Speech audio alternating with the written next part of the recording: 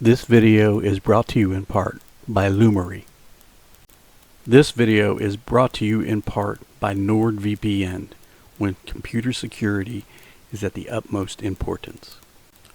This video is brought to you in part by King's Camo, any tag, anytime. This video is brought to you in part by Crossman Air Guns. This video is brought to you in part by Amazon Partner Boost. Okay, so arrow modifications.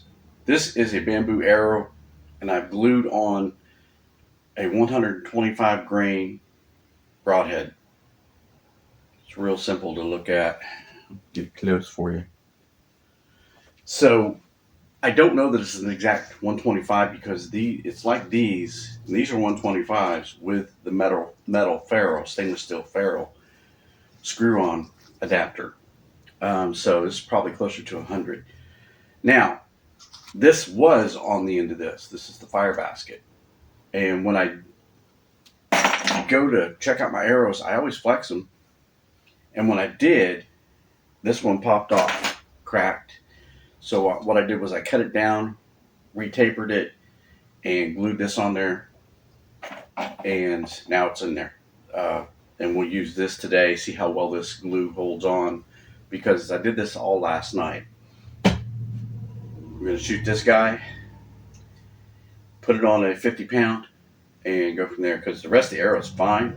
It's just the tip was weak because I fired this before. This is like 300 grains, if not more. So this is not light. This is a forged arrowhead. So this is something that you would use in ancient or medieval times, put it that way.